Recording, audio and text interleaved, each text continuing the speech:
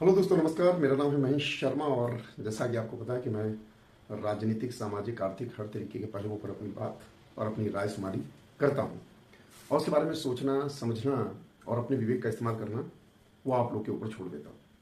दोस्तों, आज की डेट में मैं कुछ ऐसे महत्वपूर्ण बिंदुओं पर आप लोगों का ध्यान आकर्षित करना चाहूँगा जो वाकई मुझे लगता है कि हमको सोचने और समझने की ज़रूरत है। ऐसे तीन चार कुछ ऐसे टॉप लाइन मुद्दे हैं जो मैं आप लोगों के सामने रखना चाहूँगा। आज की डेट में शायद से कुछ जो मेन स्ट्रीम मीडिया है उन्होंने इन मुद्दों को इतना ज़्यादा हाईलाइट नहीं किया, बट ये वाकई में सोचने वाली बात है। और जो भी इंफॉर्मेशन मैं आपके सामने रखने जा रहा हूँ ये डिफरेंट मीडिया चैनल्स पर या आप गूगल पे सर्च करोगे तो आपको मिल जाएगी। दोस्तों, अभी तक क्या होता था कि हमारे यहाँ जो बाहर से कंपनीज होती हैं, बाहर की जो कंपनीज होती हैं, अगर वो कुछ मैन्युफैक्चरिंग करती है, अगर उनको कुछ कुछ अपना सामान इंडिया में बेचना होता है, फॉर एग्जांपल अगर मैं एग्जांपल के तौर पर लूँ कि अगर उनको अपनी कार बेचनी है इंडिया में, तो इंडिया में एक चार्ज होता है, वो चार्ज लगा करके वो चार्ज अप्रॉक्स अगर आप 10 रुपये उसकी कॉस्ट है तो 20 रुपये, तो वो कुछ 100-120% कुछ ऐसा था, कुछ ऐसा टैक्सेस वगैरह इंप्लीमेंट करके जिसको इम्पोर्ट टैक्स बोलते हैं, वो सरकार को पे करना पड़ता था जिसको यहाँ पर इंडिया में अपना सामान बेचना है। तो अगर 10 रुपये की कार है तो 10 रुपये के बदले उसको 20 रुपये पे करने पड़ेंगे यहाँ पर अपनी इंडिया मार्केट में अपनी चीज़ों को बेचने के लिए। और इंडिया एक ऐसा मार्केट है जहाँ पर किसी भी प्रोडक्ट को मार्केट करना बहुत इजी है, क्योंकि हम 140 CR people, 140 CR plus people, यहाँ पर अगर कोई भी चीज़ होगी वो आराम से धड़ल्ले से मार्केट हो जाएगी। इंडिया एक बहुत बड़ी मार्केट है और सबको पता है, जिसका फायदा भी हम लोगों को मिलता है इस बात का फायदा। और इसी बात को ध्यान में रखते हुए अगर आप जानते होंगे कि टेस्ला का नाम आपने सुना होगा, तो इलॉन मस्क जी ने अभी पिछले 2-3 साल पहले कुछ इस बात का डिस्कशन चल रहा था कि उनको अपनी कार को इंडिया में लॉन्च करना था और यहाँ पे एक मार्केट में अपना एक जगह बनानी थी। और उसके लिए वो किसी तरीके की नेगोशिएशंस वगैरह करके कि यहाँ पर जो भी जब यहाँ पर बेचेंगे तो यहाँ पे जो भी टैक्सेस वगैरह इंप्लीमेंटेशन है, इस पर कुछ नेगोशिएशंस वगैरह का डिस्कशन हो रहा था। But due to certain constraint and he had to make a visit to India as well, but somehow that got postponed. वो चीज़ आगे नहीं बढ़ी और somehow that got postponed. Now अब मैं कितना हो गया इस पे तो नहीं जाऊंगा, बाकी आप सारे आंकड़े चेक कर लीजिएगा।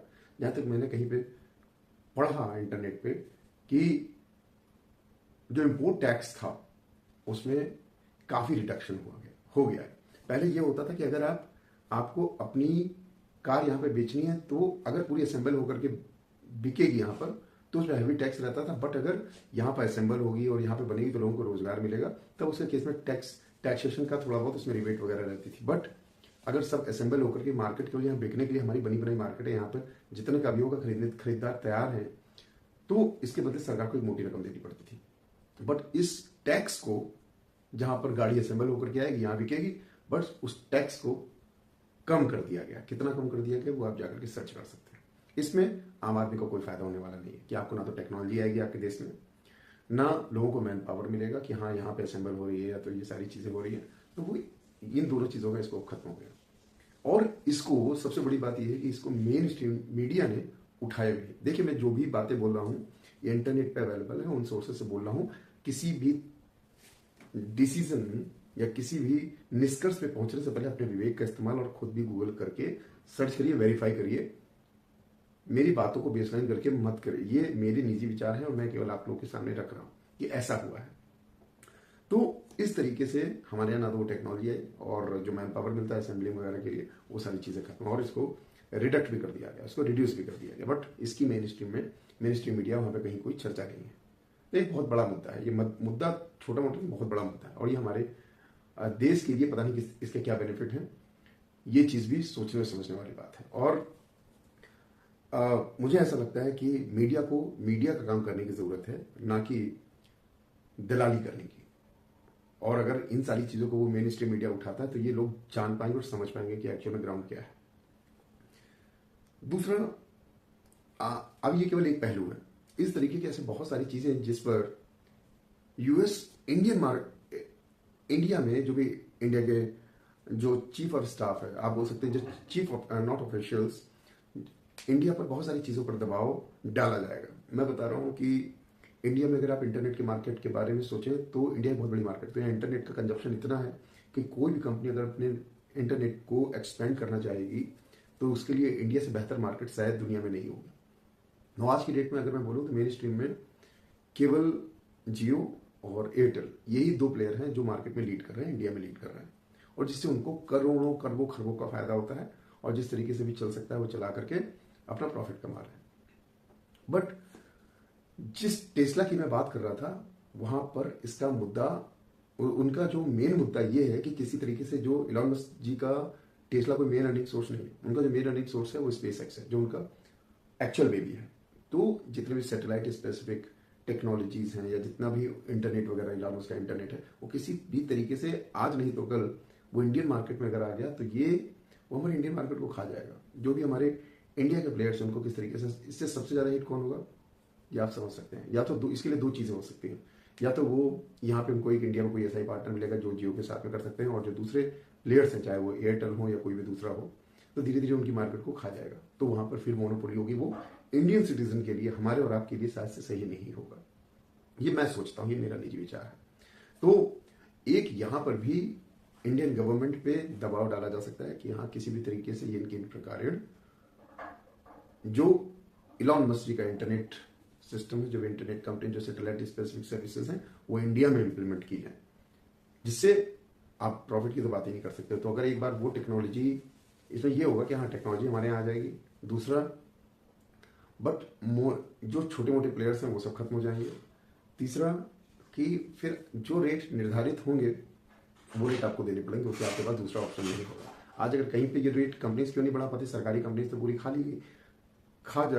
उनको तो खत्म कर दिया गया, उनके बारे में तो कुछ मैं बात ही नहीं करूंगा। बट जो मेन स्ट्रीम है जियो वगैरह है, एयरटेल वगैरह है, जहाँ पे अगर दोनों में एक प्राइस वॉर हुआ करता है, जो चीज़ जियो में कम होती है वो उसके हिसाब से ही फिर एयरटेल अपने रेट फिक्स करता है। तो ये सारी चीज़ें चलती रहती है, प्राइस वॉर चलता रहता है और चीज़ें बूम नहीं हो पाती, कहीं ना कहीं नॉर्मलाइज रहती है।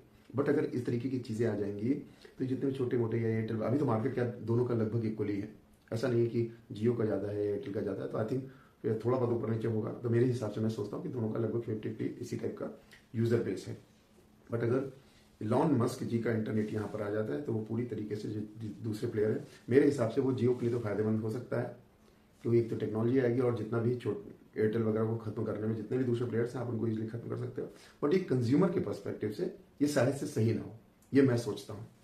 तो एक ही दूसरा पहलू है कि किसी भी तरीके से ऐसे बहुत सारी चीजें हैं जिस पर इंडिया पर दबाव डाला जा सकता है, और ऐसी बहुत सारी चीजें, मैं तो यूएस के प्रेसिडेंट मानी ट्रंप जी के बारे में तो कुछ कह नहीं सकता, हाईली अनप्रिडिक्टेबल इस समय जिस तरीके के, अब मैं क्या बोलूँ, कुछ बोल दूंगा तो लोगों की भौहें तन जाती, लोग आंखें दिखाने लगते हैं, तरेरने लगते हैं, पता नहीं रियलिटी से लोग सच्चाई नहीं सुनना चाहते। अब इन सारी, अगर मैं ज़्यादा सच्चाई बोल दूंगा तो लोग 2 मिनट में ऑफेंड हो जाते हैं। मैं बता रहा हूँ सच्चाई को सुनना सीखिए, ये सच्चाई है। मैं बता रहा हूँ इस समय अगर आप स्टॉक मार्केट की बात करेंगे, आज की डेट में स्टॉक मार्केट की क्या कंडीशन हो गई पता है कि सरकारी कंपनीज के 25 लाख करोड़, ये मैं आंकड़े बता रहा हूँ, कहीं पे मैंने पढ़ा है, आप सोशल मीडिया में फ्लोट हो रहे हैं इंटरनेट सोर्सेज में, तो सरकारी कंपनियों के 25 लाख करोड़ डूब गए हैं।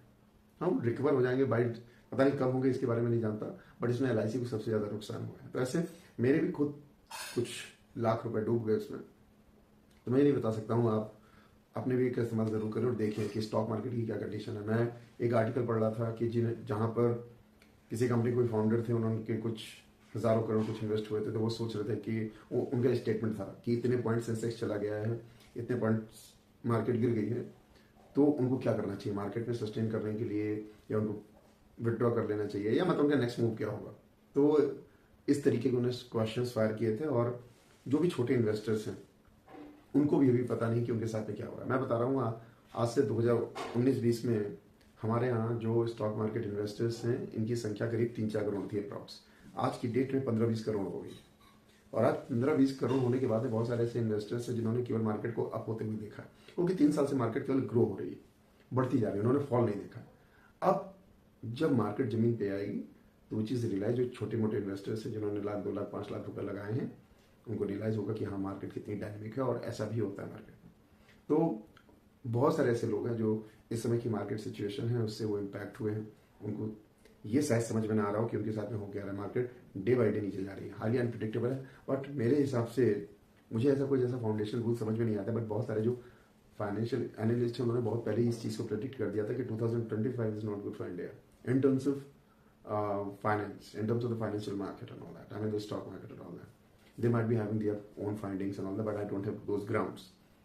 बट मैं इतना कहना चाहूँगा कि 2025 के जो आंकड़े अभी बता रहे हैं, स्टॉक मार्केट वाकई में ये सचेत करने वाली बात है और हमको समझने की जरूरत है। अभी मार्केट से थोड़ी सी दूरी बना करके रखिए। अगर ऐसा आप ऐसा मत देखिए कि मार्केट नीचे जा रही तो आप 2 मिनट इन्वेस्ट कर लीजिए, पता नहीं कितनी नीचे जा सकती है और यह अचानक से कुछ शूटअप हो सकती है। ये सारी चीज़ें मेरे हिसाब से ऐसा लगता है कि अभी कुछ ऐसे डिसीजन यूएस गवर्नमेंट ने या ट्रंप जी ने रोज कुछ ना कुछ नया उठा करके ले जाते हैं, जिसकी वजह से हमारी मार्केट, इंडियन मार्केट या ग्लोबल मार्केट पूरी इंपैक्ट होती है। उसका इंपैक्ट हमारे यहाँ पड़ता है, बट चाइना पर इसका कोई फर्क नहीं पड़ता है।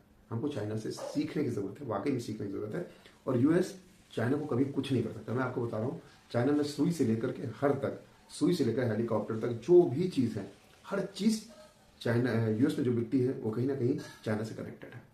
और पता नहीं वो किस तरीके से अपनी प्राइसिंग वगैरह करते हैं और जिस तरीके का कॉस्ट मार्जिन निकालते हैं, ये वाकई में हमको सीखने की जरूरत है। हमारे यहाँ तो अगर हमको मुर्गी मिल जाएगी तो हम सोचेंगे आज ही मुर्गी का पेट काट करके पूरा मटेरियल निकाल लें, बट हम कुछ ऐसा सिस्टमैटिक पैटर्न है आज की डेट में। जो जिस तरीके से चाइना लीड कर रहा है पूरे वर्ल्ड को, मैं बता रहा हूँ कि जिस तरीके से चीज़ें चाइना में है, ये हमको सीखने की ज़रूरत है कि किस तरीके से वो कुछ आपके यहाँ जितना, अब हम केवल झालरों पर लटके हुए हैं, आप केवल दिवाली की झालरों से पर ही अटके हुए हैं और पता नहीं कितने सालों से कि भाई स्वदेशी अपना विदेशी भगावा नौला है। बट ये भी तो समझो, लोग स्वदेशी अपनाए कैसे, उनकी अफोर्डेबिलिटी भी तो आप सोचो।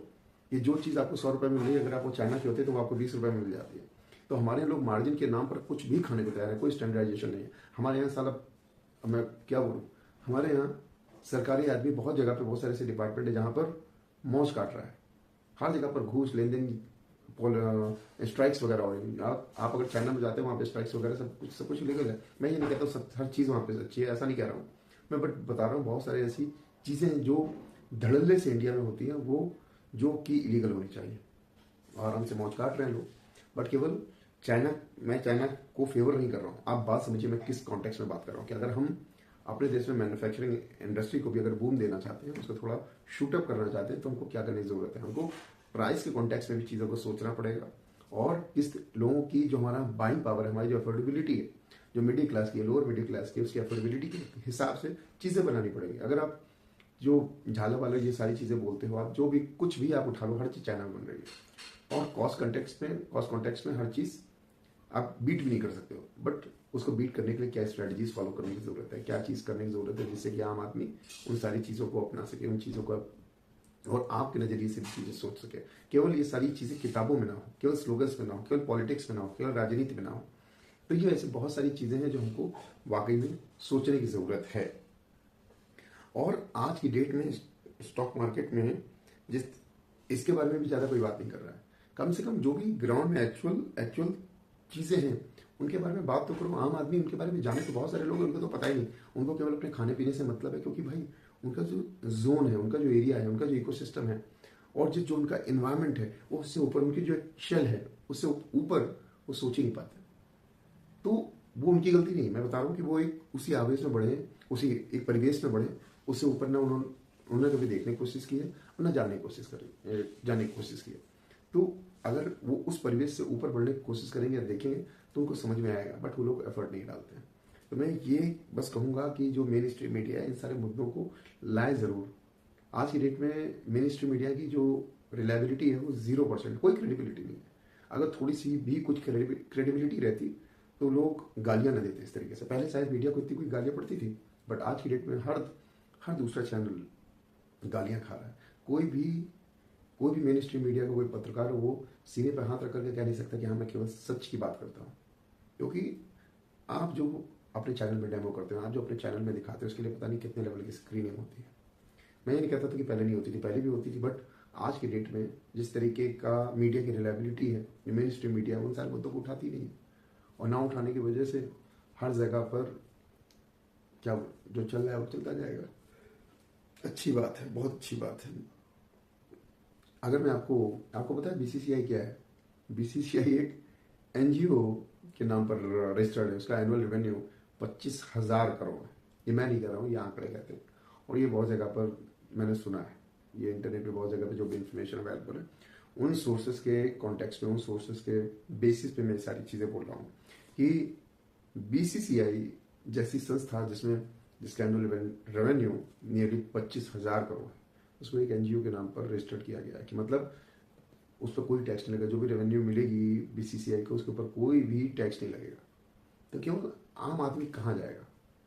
आम आदमी मुझे लग रहा है कितना ठगा हुआ महसूस करता है, और इस साइड कोई देखने वाला भी नहीं है, कोई बोलने वाला भी नहीं। आपके बीसीसीआई का रेवेन्यू आप समझ सकते हो। हमारे देश में क्रिकेट के लिए जो क्रिकेट की फैन फॉलोइंग है, जो क्रिकेट का एक मैडनेस है, वो नेक्स्ट लेवल है। किसी भी गेम से ऊपर जो क्रिकेट का जुनून है हमारे देश में, वो शायद नेक्स्ट लेवल, शायद ही किसी देश में इतना ज़्यादा हो। और बीसीसीआई ये बहुत मालदार फर्म बोल सकते हैं, जो भी ऑर्गेनाइजेशन बोल सकते हैं, जो भी आप बोल सकते हो वो बोलिए। तो बीसीसीआई जो 25,000 करोड़ की सामी है, जो 25,000 करोड़ का एनुअल रेवेन्यू का ऑर्गेनाइजेशन है, जिसकी एनुअल रेवेन्यू इतनी है, वहां पर हमको टैक्स के नाम पर केवल क्या मिलता है? अंडा। समझ रहे किस तरीके से हमारे और आपके पॉकेट को निचोड़ा जा रहा है, हमारे और आपकी हड्डियों को का चूरमा बनाया जा रहा है। जो बड़े बड़े मोटे दमदार लोग हैं वहां तक किसी के हाथ नहीं पहुंचते हैं। क्या आप बीसीसीआई को पकड़ करके जो भी एनुअल रेवेन्यू उनके ऊपर कुछ रिबेट देना दे दीजिए, बट कम से कम कुछ तो टैक्स के नाम पर वसूलिए। कोई बात नहीं होगी, कोई बात नहीं करना चाहेगा। क्यों? क्या बोले, सब लोग जानते हैं क्यों नहीं होता है।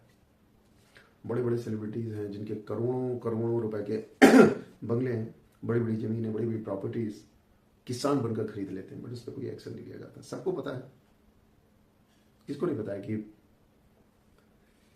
क्या बताऊं, बट कोई जहमत नहीं उठाता। बोलने मैंने तो पहले कुछ वीडियोस बनाए थे, और बना करके मेरा काम है बोलना, मैं बोलता रहता हूँ कि आम आदमी सबसे ज़्यादा ठगा हुआ, चीटेड सा महसूस करता है कि अगर 25,000 करोड़ की संस्था से आपको 1 रुपए का टैक्स बेनिफिट नहीं मिलता है, और जहाँ पर जो आदमी यहाँ पर 12-15 लाख रुपए अगर कमा रहा है तो उसको आप निचोड़ लेते हो टैक्स के नाम पर। वहां तक हाथ नहीं पहुंचेंगे। गजब है। जिसने पता है बीसीसीआई के चीफ कौन है? पता नहीं, शायद उन्होंने पद त्याग दिया, वो आईसीसी के हो गए। अभी पता है जो चैंपियंस ट्रॉफी होनी थी पाकिस्तान में, इंडिया ने बोल दिया कि भाई हम वहां नहीं जा सकते। अगर कोई आईसीसी चाहती, कोई दूसरा देश भला कोई ऐसा बोल सकता, आईसीसी 2 मिनट में उसको बैन कर देता, बट ये भारत है। भारत के ऊपर बैन लगाने का मतलब है क्रिकेट खत्म।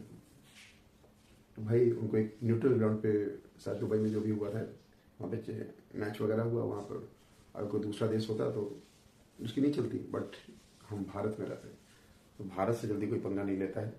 भारत की अपनी अलग पहचान है। तो मैं आईसीसी, बीसीसीआई, ये सब, आईसीसी का जो रेवेन्यू जाता है, नियरली 85% रेवेन्यू जाता है वो बीसीसीआई के थ्रू जाता है। और बीसीसीआई कैसे चलती है ये सबको पता है। बहुत सारी चीज़ें हैं, बहुत गड़बड़ झाले हैं, बहुत सारी चीज़ें बैकग्राउंड में। मैं तो आजकल सबसे ज़्यादा स्टॉक मार्केट को लेकर के शॉक्ड हूँ कि पता नहीं नेक्स्ट मूव क्या होगा। कल मंडे है, स्टॉक मार्केट में क्या नया होगा, ये तो वाकई में सोचने वाली बात है। पता नहीं कितने छोटे मोटे स्मॉल स्केल इन्वेस्टर्स होंगे, उन सबके बेचारों के पैसे डूब गए होंगे, जो पता नहीं किस तरीके से उन्होंने अपने 2-4-5 लाख रुपए जो बचाए होंगे बेचारों ने, उनके पैसे डूब गए होंगे। और पता नहीं मार्केट अप होती है तो कब होती है, इसकी भी कोई गारंटी नहीं है। क्या बताऊं, ये हमारे यहाँ सच्चाई है, किसी को कोई फर्क नहीं पड़ता है। आम आदमी को जितना लूट सकते हो, आम आदमी को जितना निचोड़ सकते हो, काट डालो आम आदमी को। उसकी पॉकेट के बारे में, उसकी फैमिली के बारे में कोई नहीं सोचने वाला है। किस तरीके से कहीं पे कुछ और बोला जाता है। आपको पता है एक और बात है कि मैं बस सोर्सेस से बता रहा हूँ, ये सारी चीज़ें आप रीवेरीफाई कर सकते हैं। जो आप पीएम केयर फंड में दान देते हैं ना, जो आप पीएम केयर फंड में जो आप पैसा डालते हैं, हम और आप जो करते हैं, वो एक प्राइवेट फंड है, ऐसा नहीं। बट अगर आप उसमें डोनेट करते हैं तो आपको टैक्स रिबेट मिलता है। बट शायद से, जहाँ तक मेरा नॉलेज है, कि वो एक प्राइवेट फंड है, ऐसा सुप्रीम कोर्ट में कहा गया। बहुत सारी ऐसी चीज़ें हैं, क्या क्या मैं बताऊं, कि अपनी अपनी ढपली, अपना अपना राग, चीज़ें कब बदलेंगी। बस आम आदमी को थोड़ी सी राहत दे दीजिए साहब। आम आदमी कम से कम अपने बच्चों का भरण पोषण कर पाए। आम आदमी बहुत त्रस्त है। लोगों को ये लगता है लोग 2 मिनट में झंडा लेकर के आ जाते हैं। आम आदमी जो नॉर्मल इंसान है, जो पॉलिटिक्स से हटकर, राजनीति से हटकर देखता है इन सारी चीज़ों को, उसको केवल 2 वक्त की रोटी और अपने बच्चों के लिए अच्छी एजुकेशन चाहिए। रोटी, कपड़ा और मकान। आपसे कोई सोना चांदी नहीं मांग रहा, केवल रोटी, कपड़ा और मकान। आप इसमें केवल रोजगार दे दीजिए, बाकी हर चीज़, रोजगार और हेल्थ केयर दे दीजिए, बाकी हर चीज़ वो इंसान सक्षम कर लेगा। बट सोचिए तो श्रीमान, ये टॉप शॉट्स हैं, वहाँ तक किसी का हाथ नहीं पहुँचता है। टॉप शॉट्स हैं, आराम से मौज काट रहे हैं। वहाँ तक कोई नेता को मलाई खा रहे हैं। किसी को पता है कि सब खानदानी रईस थे? किसको नहीं पता है? आज की डेट में कोई भी नेता जो एक बार मंत्री संतरी बन गया, आप उसका एक बार देख लीजिए उसका बैकग्राउंड कहाँ पे, जो उन्होंने नॉमिनेशन के टाइम पे डाला था। आपको जो इनकम जो भी मंथली मिलता है उसके हिसाब से कैलकुलेट कर लीजिए। सवाल ही नहीं उठता है, वो नहीं चेक करेगा। आप मलाई खा रहे हैं, खाते रहिए। मध्य प्रदेश के ऐसे बहुत सारे नेता हैं, हमें नाम किसका ले लो, सब किसको नहीं पता है, बट नाम ले लो तो वहीं पे तो बहुत सारे कांड हो जाएंगे। वो ले सकता है क्या? उत्तर प्रदेश, मध्य प्रदेश, हर जगह पर ऐसे, मैं तो एक एग्जांपल बोल रहा हूँ, ऐसे बहुत सारे प्रदेशों में ऐसे बहुत सारे नेता हैं जिनके बारे में पता सबको है, बट कोई नाम नहीं लेना चाहता। आप देख लीजिए, सब खानदानी रईस थे क्या? देखिए कि सब लोग कौन से रईस थे कि जिनके 200 400 करोड़ की जायदाद थी। पर देखिए कुछ साल राजनीति में रहने के बाद उनका स्तर क्या हो गया, कौन सी गाड़ियों से चलते हैं। कम से कम कोई पूछे तो, देखे तो, इंक्वायरी तो करो। ईडी सीबीआई केवल आम आदमी के लिए है क्या? ये सब छोटे 1000 2000 करोड़ की बात नहीं कर रहा हूँ, मैं बात कर रहा हूँ बड़े बड़े जो 4-5 हजार करोड़, 10,000 करोड़, 15,000 करोड़। लोगों ने पता नहीं अकूत संपत्ति बनाई हुई है।